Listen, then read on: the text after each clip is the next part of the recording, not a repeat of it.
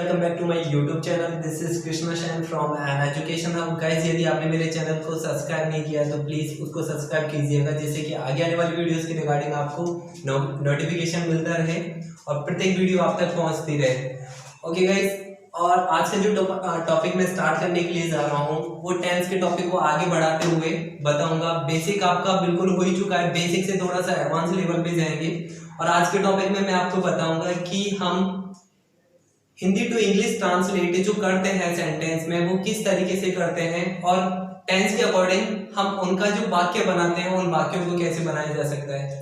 और गाइस, एक छोटी सी रिक्वेस्ट और आपसे, यदि आपने मेरी इससे पहले वाली वीडियोस को नहीं देखा है तो प्लीज आप उन वीडियोस को जरूर देख लीजिएगा, जिससे कि आपको ये टॉपिक बहुत अच्छे से कंप्लीट हो सके और यहाँ पे मैं जो भी बताऊंगा आपको बहुत अच्छे से उसको समझ सको। ओके गाइस, आगे बढ़ते हैं। गाइस, मैंने इससे पहले वाले टॉपिक में आपको हेल्पिंग वर्ब सारी की सारी बता ही दी है।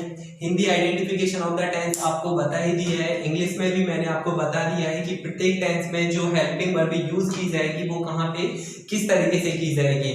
बट हमारा जो बाकी का रह जाता है वो बाकी का क्या रह जाता है कि टेंस के अकॉर्डिंग हम हिंदी टू इंग्लिश ट्रांसलेट किस तरीके से कर सकते हैं। गाइस, एक बार फिर से देख लेते हैं, वो सारे कंफ्यूजन मैं आपको क्लियर करा दूंगा। प्लीज वीडियो का एंड तक जरूर देखिएगा, जिससे कि टॉपिक आपका क्लियर हो सके। गाइस, टेंस से चल रहा है हमारा प्रेजेंट का इंडेफिनिट चल रहा है। प्रेजेंट की पहचान होती है हूं। प्रेजेंट की पहचान क्या होती है गाइस? है हूं। और इंडेफिनिट की पहचान होती है ताती थे। गाइस, ये इंडेफिनिट क्या होता है बता देता हूं। इंडेफिनिट हमारे ऐसे कार्य जो कि क्या डेली होते हैं, डेली के हैबिचुअल एक्शन में जो हमारे कार्य होते हैं वो क्या हो जाता है, हमारा इंडेफिनिट हो जाता है। इट मींस हम अपनी लाइफ में, हम अपनी दिनचर्या में जिन कार्यों को कर रहे हैं वो हमारे इंडेफिनिट में आते हैं। और जो भी ऐसे वाक्य जो कि क्या है ताती ते के साथ जुड़े होंगे वो क्या है इंडेफिनिट के हो जाएंगे। और पीछे की तरफ उसके क्या आ रहा है या हूं आ रहा है, तो वो किसका हो जाएगा, आपका प्रेजेंट का हो जाएगा। तो my dear student, present indefinite की पहचान क्या हो जाती है? ता है, ती है, ते है। ऐसे कार्य जो कि आपके डेली के हैबिचुअल एक्शन में होते हैं वो हमारा प्रेजेंट इंडेफिनिट हो जाता है। आगे के लिए मैं बताता हूँ गाइस, मैंने इसमें आपको बताया था यदि मैं हेल्पिंग वर्ब की बात करता हूं तो my dear student helping verb हो जाती है आपकी do and does.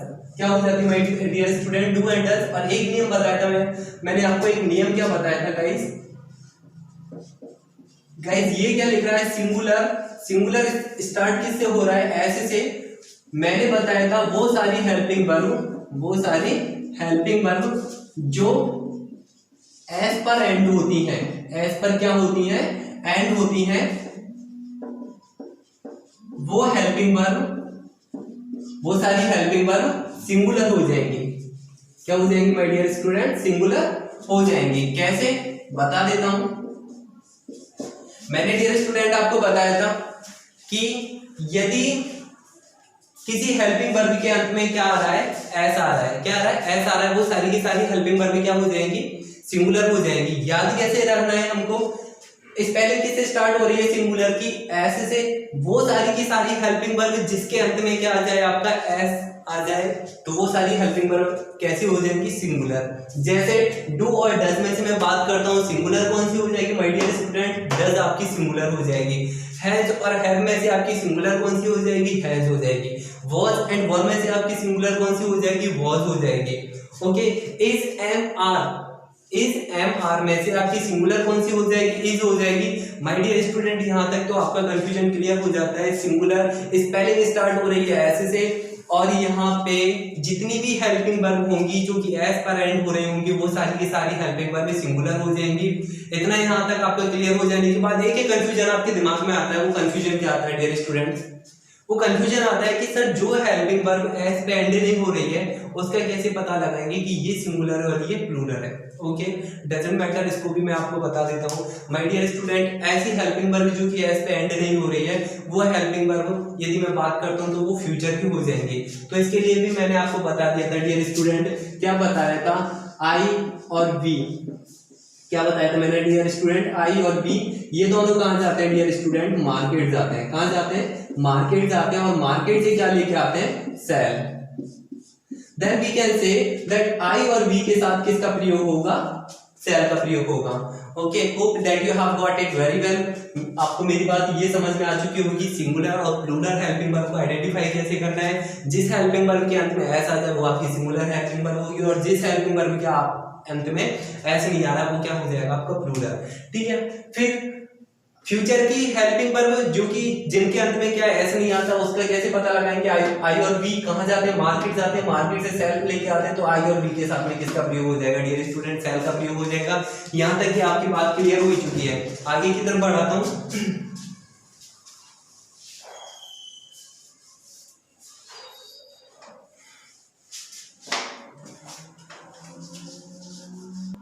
Okay dear student, singular and plural verb का आपका कंफ्यूजन दूर हो ही चुका होगा। आगे की तरफ बढ़ते हैं। हेल्पिंग वर्ब की बात करता हूँ, हेल्पिंग वर्ब हो जाती है डू डज। मेन वर्ब की बात करता हूँ तो मेन वर्ब की फर्स्ट फॉर्म एस और ईएस का प्रयोग किया जाएगा। ओके डियर स्टूडेंट, एस का मेन वर्ब की फर्स्ट फॉर्म कब आएगी और एस और ईएस कब आएगा। डियर स्टूडेंट, ये कंफ्यूजन भी क्लियर करा देता हूँ। A few seconds ago, as I told you, क्या बताया था मैंने, जिस हेल्पिंग वर्ब और मेन वर्ब के पीछे क्या आ जाए, एस आ जाए, वो हेल्पिंग वर्ब क्या हो जाएगी आपकी सिंगुलर हो जाएगी। तो यहाँ पे एस और यस तो कब आएगा, जब आपका सिंगुलर होगा। क्या क्या रोट डियर स्टूडेंट, एस और यस आपका कब आएगा, जब ये हेल्पिंग वर्ब क्या होगी, जब हमारा वाक्य कैसा होगा, सिंगुलर होगा। कैसा होगा डियर स्टूडेंट, सिंगुलर होगा। तब हम किसका प्रयोग करेंगे, एस और यस का प्रयोग करेंगे। अब बात आती है ये वर्ब की फर्स्ट फॉर्म कब आएगी, तो डियर स्टूडेंट ये भी बता देता हूँ, वाक्य का क्या होगा आपका प्लूरल होगा, तब हम वर्ब की फर्स्ट फॉर्म का प्रयोग करेंगे। ओके, ये बात आपको समझ में आ ही चुकी होगी। थोड़ा सा इससे आगे और बढ़ते हैं डियर स्टूडेंट। मैंने आपको बताया है कि मेन वर्ब में वर्ब की फर्स्ट फॉर्म प्लस एस और यस का प्रयोग करेंगे, तो वर्ब की फर्स्ट फॉर्म कब आएगी और एस और यस वाक्य में कब लगेगा। ठीक है, अब यहाँ पे इन दोनों चीजों में कंफ्यूजन हो रहा होगा, एस और यस कब आएगा। तो डियर स्टूडेंट एक बात और बता देता हूं मैं आपको कि वाक्य में एस कब आएगा और यस कब आएगा। इट मींस सॉरी, यहाँ पे हेल्पिंग वर्ब में एस कब आएगा और यस कब आएगा। तो ईएस का मैं आपको बता देता हूं, यदि किसी वर्ग के अंत में S H C H O X double Z और डबल एस आ जाए, क्या आ जाए, एस एच सी एच, यदि किसी वाक्य में, यदि किसी वाक्य में, यदि किसी वाक्य में S H C H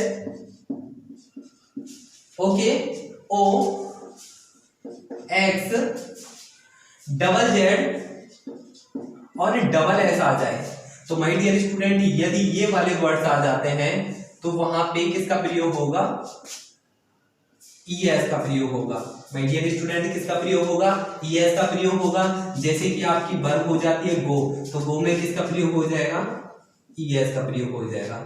okay dear student, तो इस तरीके से हमारी जो भी वर्ब आएगी उसके पीछे यदि ये वाले क्या आ जाएंगे, लेटर्स आ जाएंगे, तो हमारी किसका प्रयोग होगा, ईएस का प्रयोग होगा। ओके डियर स्टूडेंट, ये बात आपकी क्लियर हो चुकी होगी। बात कर लेते हैं आगे, इसको कॉपी पे नोट डाउन कर लीजिएगा, क्योंकि मैं साथ ही साथ क्या करते चल रहा हूँ, इरेज करते चल रहा हूँ। यदि किसी वाक्य में एस एच आ जाए, सी एच आ जाए, ओ आ जाए, एक्स आ जाए, डबल एस आ जाए और डबल जेड आ जाए, तो वहां पे वाक्य में ईएस का प्रयोग किया जाएगा। आगे की तरफ वाक्य में बढ़ लेते हैं। My dear student, helping verb की बात करता हूँ, डू डज हो जाती है। मेन वर्ब की बात करता हूँ, वर्ब की फर्स्ट फॉर्म प्लस एस और ईएस आ जाएगा। अब ईएस कब आएगा और एस कब आएगा ये भी मैं आपको बता चुका हूँ। ठीक है, एक बहुत अच्छी बात बताऊंगा, एफर्मेटिव में हेल्पिंग वर्ब का प्रयोग नहीं किया जाएगा।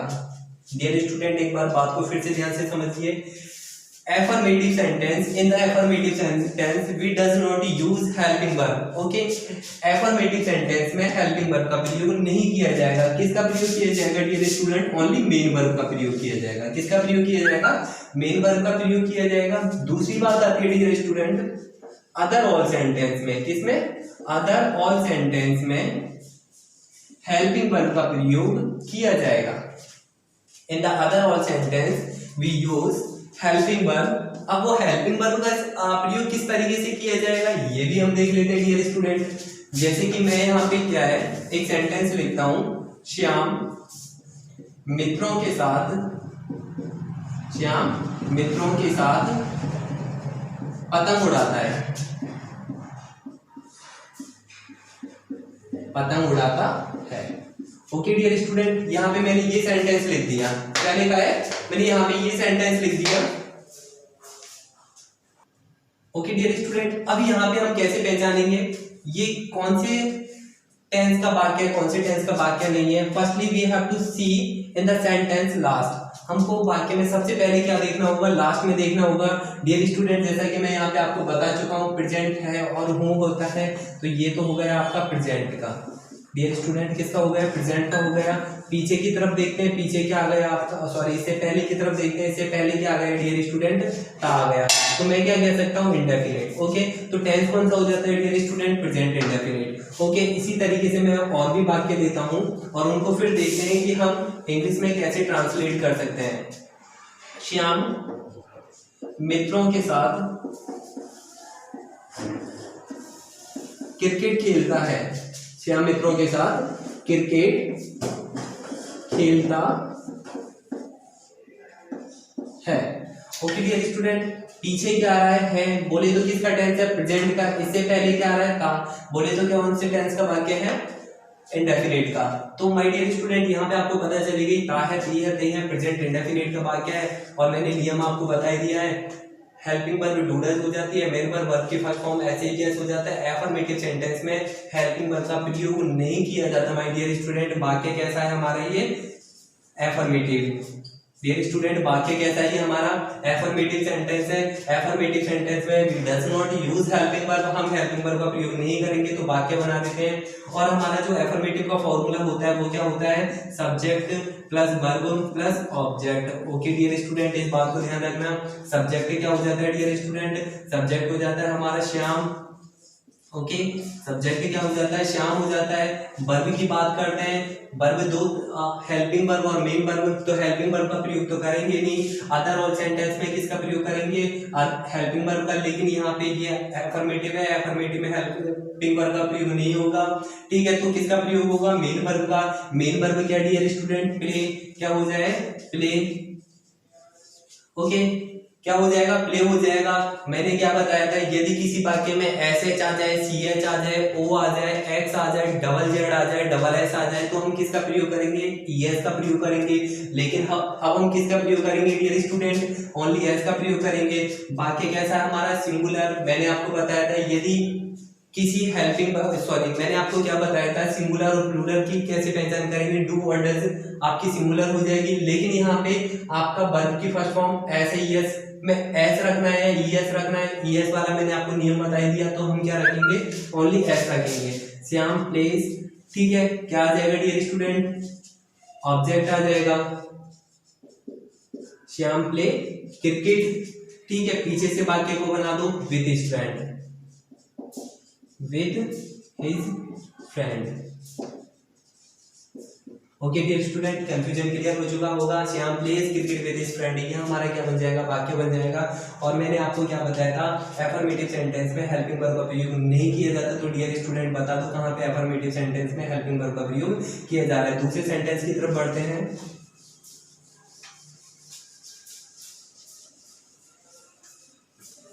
दूसरा सेंटेंस आता है हमारा श्याम गोज टू स्कूल।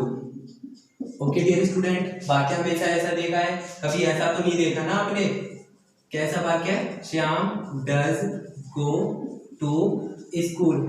बताओ डियर स्टूडेंट, कभी आपने इस तरीके से हेल्पिंग वर्ब को आते देखा है क्या? अफर्मेटिव सेंटेंस में प्रेजेंट इंडेफिनिट टेंस का जो होता है, नहीं, पर कभी नहीं देखा।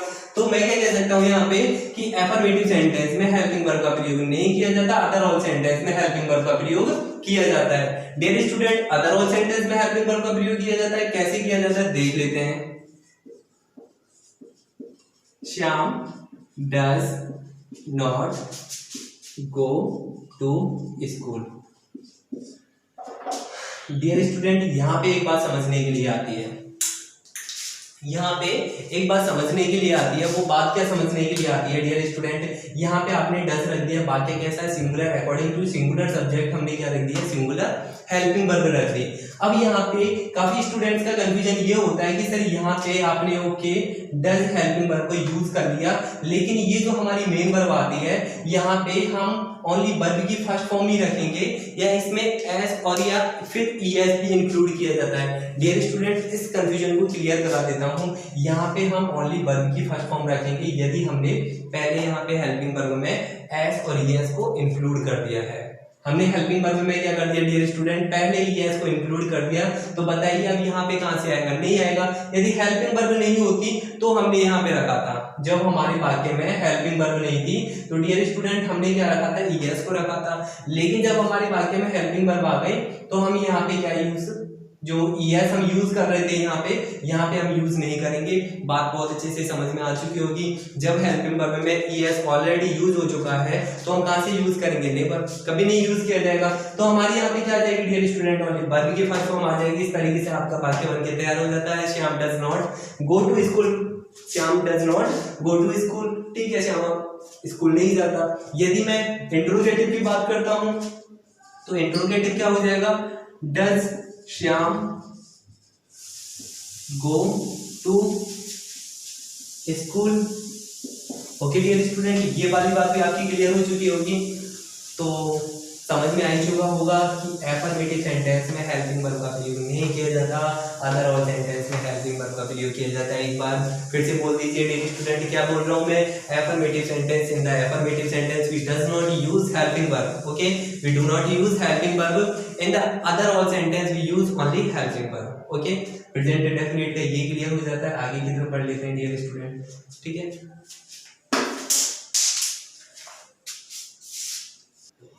गाइस ये तो हो जाता है हमारा प्रेजेंट के साथ में। पास्ट की बात कर लेते हैं। प्रेजेंट इंडेफिनिट आई होप आपका पूरा की पूरा क्लियर हो चुका होगा, ठीक है। पास्ट की बात और कर लेते हैं।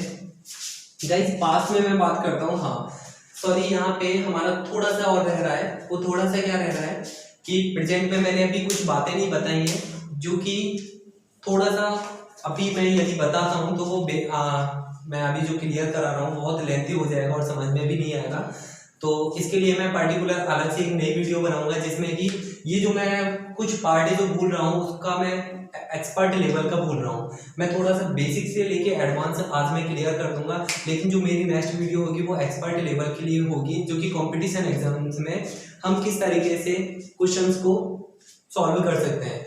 ओके, लेकिन अभी जो मैं बता रहा हूँ अभी मैं बेसिक तरीके से और थोड़ा सा उसका एडवांस भी पार्ट ले रहा हूँ, इस वजह से बता रहा हूँ। जब तक हमारा बेस क्लियर नहीं होगा तब तक हमारा टॉपिक वो क्लियर नहीं हो पाएगा। ओके डियर स्टूडेंट, तो हमारी इंग्लिश को जो कवर किया जा सकता है पहले बेसिक टॉपिक से कवर किया जा सकता है। तो पहले मैं किसी भी टॉपिक को कराऊंगा तो पहले बेसिक कराऊंगा, थोड़ा सा उसका एडवांस पे लेके चलेंगे, फिर मैं उसके एक्सपर्ट लेवल पे लेके चलूंगा। पहले बेसिक, एडवांस, फिर एक्सपर्ट लेवल पे लेके चलूंगा, जिससे कि कंपटीशन में आप उसका बेसिक भी क्लियर कर सको, उसका एडवांस भी क्लियर कर सको और उसका एक्सपर्ट लेवल भी क्लियर कर सको, सारे के सारे क्वेश्चन से क्लियर किए जा सके। तो भी मैं एक्सपर्ट लेवल पे ना जाके आपको पहले बेसिक क्लियर करा रहा हूँ, जिससे कि आप बेसिक को क्लियर करने पे आपको उस टॉपिक में एक इंटरेस्ट हो सके और सारे के सारे क्वेश्चंस को आप सॉल्व कर सको। ठीक है डियर स्टूडेंट, तो मैं बात कर लेता हूँ, पास्ट की बात कर लेता हूँ। सबसे पहले पास्ट की जो मैं बात करूंगा, पास्ट में आपका इंडेफिनिट ही आएगा। सबसे पहले पास्ट की पहचान होती है थाती थे एंड इंडेफिनिट की हो जाती है ताती थे। तो पास्ट इंडेफिनिट की डियर स्टूडेंट पहचान क्या हो जाती है, ता था ती थी ते थे। वही वाली बात है जो कि हमारे प्रेजेंट में रहेगी। प्रेजेंट इंडेफिनिट में एक हैबिचुअल एक्शन के साथ में जो काम हो रहे थे, डेली दिनचर्या के साथ में जो काम हो रहे थे, पास्ट में क्या होगा, हमारा डेली दिनचर्या के साथ में भी काम होगा, लेकिन हमारा क्या होगा, इसमें दो तरीके की पहचान आती है। एक पहचान तो आती है कि जो कि पास्ट में हमारे काम हो गए, कैसे हो गए, डेली के हैबिचुअल एक्शन के साथ। दूसरे जो काम होंगे वो काम होंगे हमारे पास्ट में एक ऐसा काम जो कि पूरा की पूरा खत्म हो गया और वो हैबिचुअल एक्शन के साथ में खत्म नहीं हुआ है। क्या कह रहा हूँ, एक बार फिर से बात को ध्यान से समझिए। पास्ट इंडेफिनिट में हमारी दो तरीके से पहचान निकल के आएंगी। दो तरीके से जो पहचान निकल के आएंगी वो किस तरीके से आएंगी, एक तो ऐसी पहचान जो कि हमारा काम हो गया, डेली के हैबिचुअल एक्शन में हुआ है, वो पास्ट इंडेफिनिट में एक ऐसा काम जो कि हो गया और जो हुआ है डेली के हैबिचुअल एक्शन के साथ में हुआ है, डेली दिनचर्या के साथ में हुआ है। जैसे कि बात कर लेता हूँ, श्याम बचपन में साइकिल चलाया करता था। तो ये आ गया ताता तीती तेते, तो ये पास्ट इंडेफिनिट के क्या है, हैबिचुअल एक्शन के साथ में ये काम हुआ। एक मैं बोलता हूँ श्याम ने साइकिल चलाई, श्याम ने कल साइकिल चलाई, तो ये हैबिचुअल एक्शन के साथ में नहीं हो रहा। तो दो तरीके की पहचान आएगी, दोनों को हम क्लियर कर लेंगे, दोनों को हम क्लियर कर लेंगे। पहले हम देख लेते हैं कि क्या समझना है हमको। डियर स्टूडेंट, पास्ट इंडेफिनिट की बात करता हूँ। यदि सबसे पहले मैं बात करता हूँ हेल्पिंग वर्ब की, डू डज का क्या हो जाएगा डियर स्टूडेंट, डिड हो जाएगा। ओके, क्या हो जाएगा, डिड हो जाएगा। और डियर स्टूडेंट, डिड हमेशा क्या लेगा, वर्ब की फर्स्ट फॉर्म लेगा। पास्ट इंडेफिनिट टेंस में क्या होगा, वर्ब की फर्स्ट फॉर्म भी आएगी, सेकंड फॉर्म भी आएगी, लेकिन हमको वर्ब की फर्स्ट फॉर्म कभी यूज करनी होगी और सेकंड फॉर्म कभी यूज करनी होगी। देख लेते हैं। डिड के साथ में वर्ब की फर्स्ट फॉर्म आएगी। ओके, इट मींस यहाँ पे बात क्लियर हो जाती है, वर्ब की फर्स्ट फॉर्म कब आएगी, जब हमारे लिए डिड दे दिया जाए। और मेन वर्ब की सेकंड फॉर्म भी आती है। हम कंफ्यूज हो जाते हैं इन बातों को लेके कि फर्स्ट फॉर्म कब और सेकंड फॉर्म कब आएगी। कंफ्यूज होने की आवश्यकता नहीं है माय डियर स्टूडेंट, कंफ्यूजन को क्लियर करा देता हूँ। बात को ध्यान से समझिए। हेल्पिंग वर्ब की बात करता हूँ, डिड आएगी। मेन वर्ब की बात करता हूँ, वर्ब की फर्स्ट फॉर्म भी आएगी, सेकंड फॉर्म भी आएगी। वर्ब की फर्स्ट फॉर्म कब आएगी, डिड के साथ में आएगी। सेकंड फॉर्म कब आएगी, वो हमेशा अकेली आएगी। एक बात क्लियर कर देता हूँ, एफर्मेटिव में डियर स्टूडेंट हेल्पिंग वर्ब का प्रयोग नहीं किया जाएगा।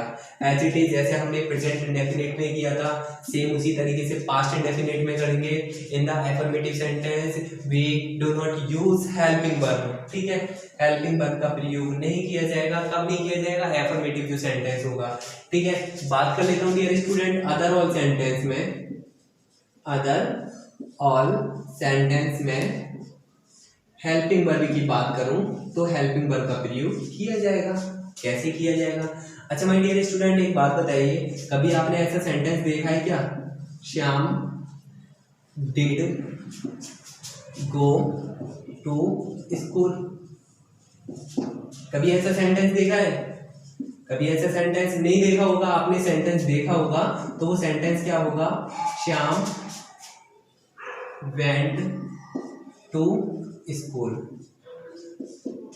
ओके डियर स्टूडेंट, ये तो आपने वाक्य देखा होगा, श्याम स्कूल गया। तो यहाँ पे क्या हो गया कि एफर्मेटिव सेंटेंस में हेल्पिंग वर्ब का प्रयोग नहीं किया जाता डियर स्टूडेंट। जब हेल्पिंग वर्ब का प्रयोग नहीं किया जाएगा तो किसका प्रयोग किया जाएगा, मेन वर्ब की सेकंड फॉर्म का। किसका प्रयोग किया जाएगा, मेन वर्ब की सेकंड फॉर्म का। एक बात क्लियर हो चुकी होगी, एफर्मेटिव सेंटेंस में हेल्पिंग वर्ब का प्रयोग नहीं किया जाएगा।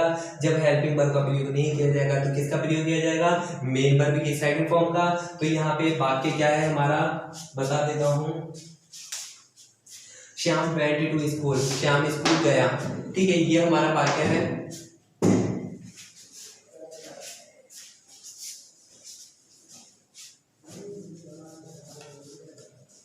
एक मैं हिंदी में सेंटेंस नोट करता हूं, तब मैं आपको बताऊंगा। Shyam cricket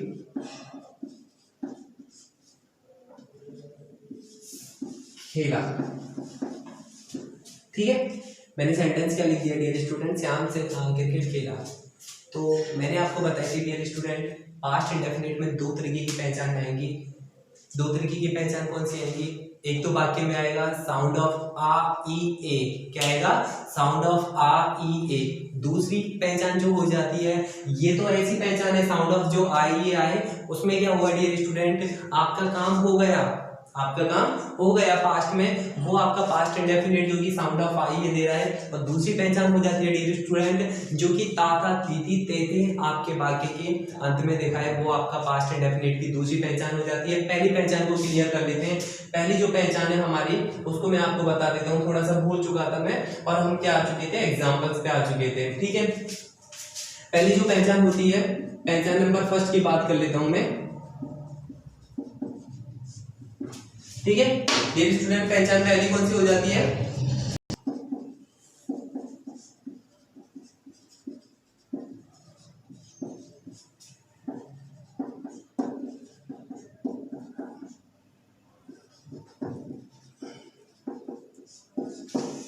okay dear student, तो मैंने क्या बताया कि पहचान पहली हो जाएगी हमारी। पहचान एक की बात करता हूं मैं, हिंदी वाक्यों में साउंड ऑफ आई आएगा। क्या कह रहा हूं, हिंदी वाक्यों के अंत में क्या आ जाएगा, साउंड ऑफ आई आ जाएगा। श्याम अपने मित्रों के साथ क्रिकेट खेला, साउंड ऑफ क्या आ गया, खेला, आ ई ए। ओके, तो यहाँ पे क्या आ गया, आ की साउंड आ गई यहाँ पे।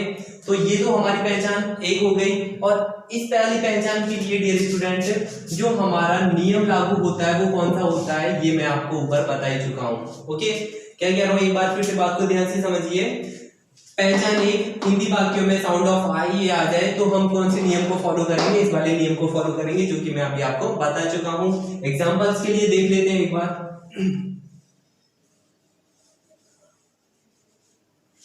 एग्जांपल्स के लिए देख लेता हूं डियर स्टूडेंट।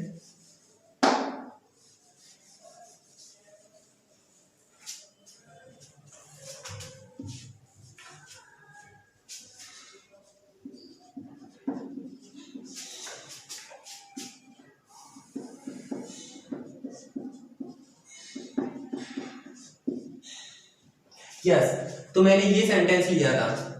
ओके, मैंने ये सेंटेंस लिया था, क्या आ रहा है डियर स्टूडेंट, साउंड ऑफ आई आ रहा है। तो हम वाक्य को कैसे बनाएंगे, फॉर्मूला क्या होगा, वही होगा सब्जेक्ट वर्ब और object. Okay, subject verb object. Subject क्या हो जाता है डियर स्टूडेंट, श्याम हो जाएगा। क्या हो जाएगा, श्याम हो जाएगा।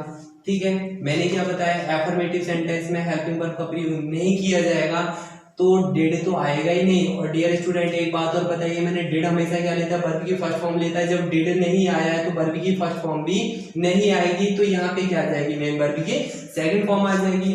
तो यहाँ पे खेलना क्या हो जाएगा, खेलना को इंग्लिश में बोलते हैं प्ले, उसकी फर्स्ट फॉर्म होती है प्ले, सेकंड फॉर्म हो जाती है प्लेड। तो श्याम प्लेड। डियर स्टूडेंट क्या खेला, क्रिकेट खेला, श्याम प्लेड क्रिकेट। ओके, तो ये क्या हो जाता है हमारा, ये वाक्य के लिए हो जाता है श्याम प्लेड क्रिकेट। तो ये तो हो जाता है dear student, Shyam played cricket, Shyam cricket खेला, एफर्मेटिव सेंटेंस हो जाता है। ओके, कौन सा सेंटेंस हो जाता है, एफर्मेटिव सेंटेंस हो जाता है। दूसरी बात बताई थी, अदर ऑल सेंटेंस में हेल्पिंग वर्ब का प्रयोग किया जाएगा। कैसे किया जाएगा, if I talk to you about the negative sentence then we definitely use the helping verb Shyam. Helping verb क्या हो जाएगी डियर स्टूडेंट, यदि नेगेटिव का प्रयोग करूंगा तो डिड हो जाएगा। क्या हो जाएगा, डिड हो जाएगा, डिड। ओके, और नेगेटिव सेंटेंस में हमेशा जो नॉट आएगा वो हेल्पिंग वर्ब के जस्ट तुरंत बाद में आ जाएगा, श्याम डिड नॉट। अब यहाँ पे क्या आ जाएगा, खेलना, तो खेलना के लिए प्ले। एक बात यहाँ ध्यान रखिएगा डियर स्टूडेंट, डिड के साथ में हमेशा क्या आएगा, वर्ब की फर्स्ट फॉर्म आएगी, Shyam did not play cricket. Okay dear student, तो हमारा वाक्य इस तरीके से बन जाता है। यदि मैं इंट्रोगेटिव की बात करता हूं तो इंट्रोगेटिव का वाक्य क्या बन जाएगा, did Shyam play cricket. Okay dear student, तो यहाँ पे हमारा पास्ट इंडेफिनिट का ये वाला पार्ट क्लियर हो जाता है। इट मींस हमने जो बात की थी, पास्ट इंडेफिनिट में दो तरीके की पहचान निकल के आएंगी। दो तरीके की जो पहचान निकल के आएंगी वो दो तरीके की पहचान कौन कौन सी होंगी, एक तो हो जाएगा साउंड ऑफ आई है, जो कि साउंड ऑफ आई के बारे में मैं आपको यहाँ पे अभी अभी ये बता ही दिया है। दूसरी जो पहचान निकल के आएगी डियर स्टूडेंट, दूसरी पहचान निकल के आएगी ता ती ती ते ते। कौन सी पहचान, ता था ती ती ते ते। दूसरी पहचान के बारे में और देख लेते हैं डियर स्टूडेंट, ये आपको समझ में आ चुका होगा, उम्मीद करता हूं that you have got it very well. दूसरी पहचान की तरफ बढ़ लेते हैं। दूसरी पहचान को हम देखते हैं कि दूसरी पहचान में हमारे वाक्य किस तरीके से बनेंगे और कैसे बनते हैं, देख लेते हैं।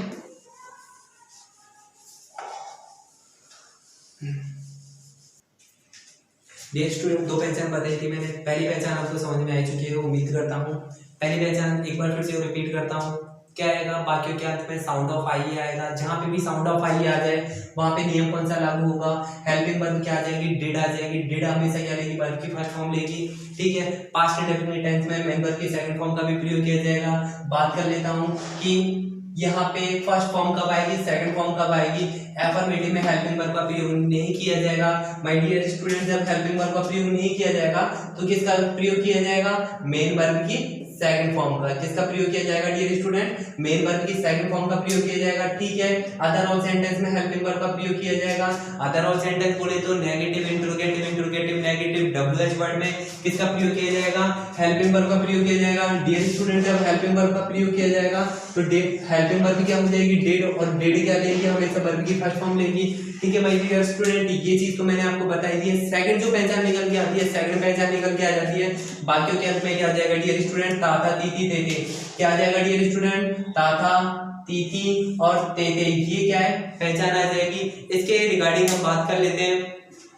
ताता तीती तेते इस तरीके के जो वाक्य होंगे उन वाक्यों में क्या होगा डियर स्टूडेंट, वाक्यों में ये होगा कि हमारे जो वाक्य निकल के आएंगे, जो भी वाक्य होंगे उनमें हमारी पास्ट के हैबिचुअल एक्शंस की बात होगी। किसकी बात होगी, पास्ट के हैबिचुअल एक्शन की। ऐसे कार्य जो कि डेली की दिनचर्या में किए जाते हैं, किए जाते थे। पास्ट की बात करता हूं तो मैं, जैसे कि मैं रात को रोजाना 10 बजे पढ़ाई करता हूं, ये तो प्रेजेंट की बात हो गई हैबिचुअल एक्शन। मैं रात को रोजाना 10 बजे पढ़ाई किया करता था। पास्ट की बात कर रहा हूं तो पास्ट में क्या हो जाएगा, ताता तीती तेते, दूसरी पहचान आ गई। दूसरी पहचान में हम क्या करेंगे डियर स्टूडेंट, क्या होगा, वाक्य में सब्जेक्ट आएगा। इंग्लिश वाक्यों में क्या आएगा डियर स्टूडेंट, सब्जेक्ट आ जाएगा और सब्जेक्ट के बाद क्या होगा डियर स्टूडेंट, यूज्ड टू आ जाएगा। माय डियर स्टूडेंट क्या आ जाएगा, यूज्ड टू आ जाएगा। यूज्ड टू आ जाएगा, वहां पे क्या आ जाएगा, उसके बाद वर्ब की फर्स्ट फॉर्म आ जाएगी, देन ऑब्जेक्ट आ जाएगा। ओके डियर स्टूडेंट, एक बार फिर से बात को ध्यान से समझिए। सब्जेक्ट आएगा, सब्जेक्ट के बाद बात करता हूँ यूज्ड टू आ जाएगा, यूएसईडी यूज्ड टू। ओके, फिर वर्ब की फर्स्ट फॉर्म आ जाएगी, देन ऑब्जेक्ट आ जाएगा। बात कर लेते हैं कैसे, just like an example, Shyam मित्रों के साथ, श्याम मित्रों के साथ बचपन में, मैं पहले छोटा सेंटेंस ही ले लेता हूं क्योंकि आप कंफ्यूज हो जाओगे।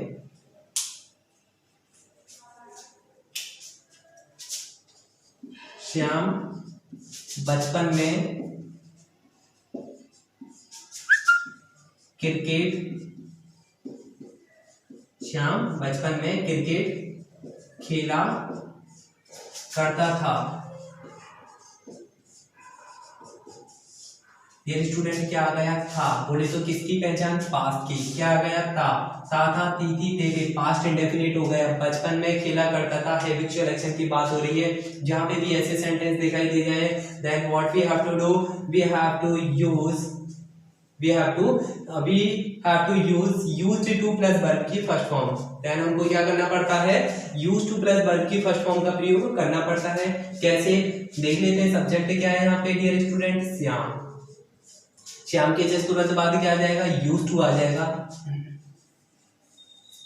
ओके, श्याम यूज्ड टू क्या आ जाएगा डियर स्टूडेंट, वर्ब की फर्स्ट फॉर्म। फर्स्ट फॉर्म क्या हो जाएगा, खेला, इट मींस खेलना, तो खेला करता था, ये क्या हो जाएगा, पूरा की पूरा वर्ब की फर्स्ट फॉर्म ले लेगा। प्ले, ठीक है, क्या खेला करता था, क्रिकेट खेला करता था, ऑब्जेक्ट आ जाएगा। प्ले क्रिकेट, बचा क्या रह गया, बचपन में। मैं के लिए इन, ओके, मैं के लिए क्या हो जाएगा डियर स्टूडेंट, इन हो जाएगा। और क्या आ जाएगा, बचपन, चाइल्डहुड।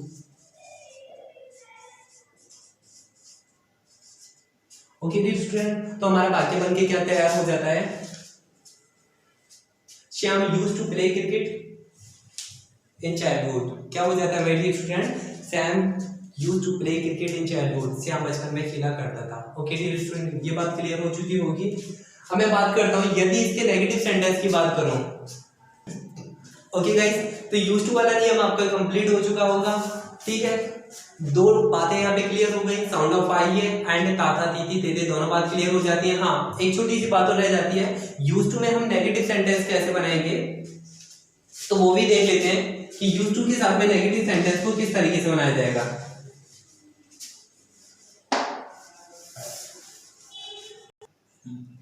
ओके गाइस, तो मैंने यहाँ पे आपको एफर्मेटिव को बता ही दिया कि एफर्मेटिव में किस तरीके से प्रयोग होगा यूज्ड टू का, और नेगेटिव में किस तरीके से प्रयोग होगा यूज्ड टू का। एफर्मेटिव का तो मैंने ये बताया था गाइस, सब्जेक्ट होगा प्लस यूज्ड टू होगा। क्या होगा, सब्जेक्ट होगा, यूज्ड टू होगा, प्लस वर्ब की फर्स्ट फॉर्म होगी और ऑब्जेक्ट होगा। गाइस, यदि मैं नेगेटिव की बात करता हूं तो सब्जेक्ट होगा, ठीक है, used not to plus verb की फर्स्ट फॉर्म होगी। जैसे कि Shyam used not to play cricket. Okay, Shyam used not to play cricket in, यहां पे लिख देता हूं बाकी के मैं, in childhood. Okay dear student, तो हमारा वाक्य क्या हो जाता है, Shyam used not to play cricket in the childhood, ये हमारा नेगेटिव सेंटेंस हो जाता है। ठीक है, if I talk to you about the interrogative sentence, then I can say कि used Shyam to play cricket in the childhood, क्या श्याम बचपन में क्रिकेट खेला करता था। तो गाइस हमारा ये हो जाता है पास्ट इंडेफिनिट की दोनों पहचान हो जाती है। बढ़ लेते हैं हम फ्यूचर की तरफ। ओके गाइस, तो फ्यूचर के लिए और बने रहिए, थोड़ा सा टाइम लूंगा फ्यूचर